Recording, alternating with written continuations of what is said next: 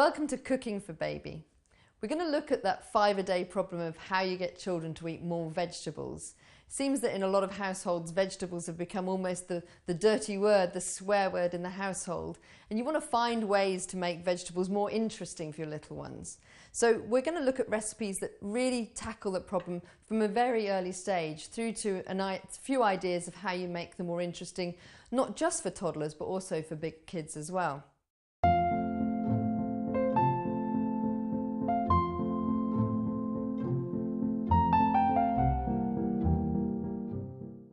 So the first recipe I'm going to look at is just simply broccoli, cauliflower and potato puree. It has lots of different uses that I'll tell you about as we go along, but the ingredients themselves I've chosen because they are all really handy foods for your child to get a really good taste for. White potatoes are a really good source of vitamin B3, also known as niacin. And niacin is really important to help your body create the hormone serotonin. And serotonin itself is what we call a happy hormone, and it keeps us smiling. So potatoes are good for keeping us all in a good mood.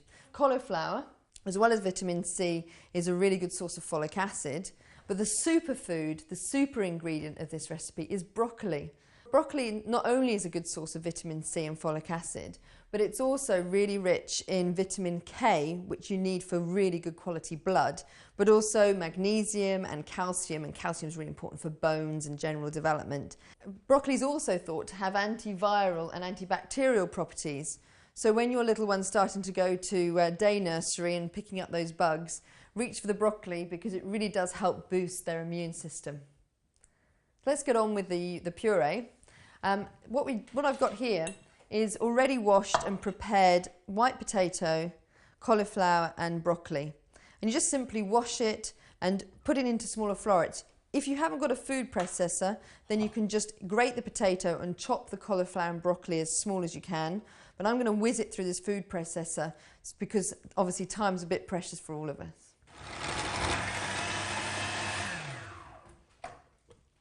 So with this vegetable puree, we want to make sure that the water's boiling before we put it in. You do that because it actually not only keeps it looking nice and bright in colour, but it actually helps keep the vitamins rather than them being destroyed in the cooking process.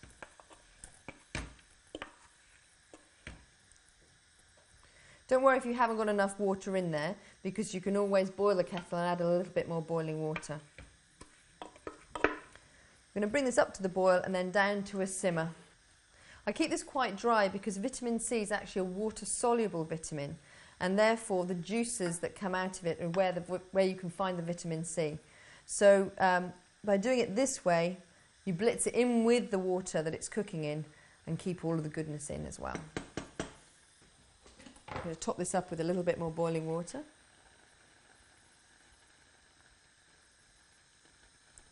What you're trying to do is make it so the ingredients are just slightly covered, but not swimming in water.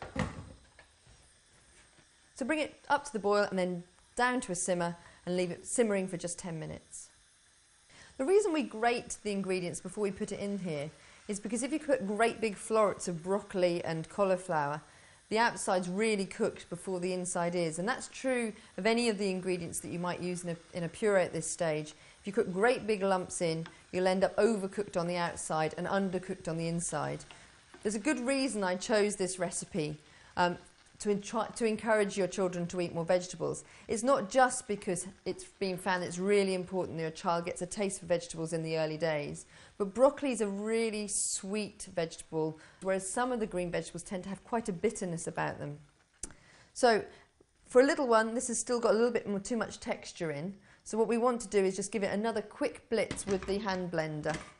So we'll just take it off the heat so we don't splash ourselves with some hot puree. And you want to pulse it with the hand mixer. You're not trying to make a smooth puree, you're just trying to make it a little bit easier for your little one to cope with.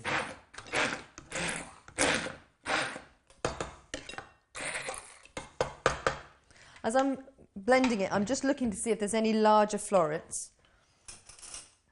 And I'm going to just have a look with a teaspoon. Now, of course, this is ready to serve to your little one straight away once it's cooled to the right temperature for your baby. But because it's such a useful puree, it really is worth freezing some.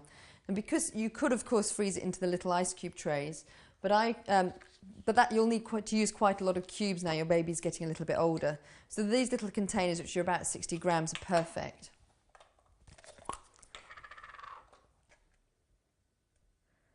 And as with all purees, you want to allow them to cool a little bit before you put them straight in the freezer.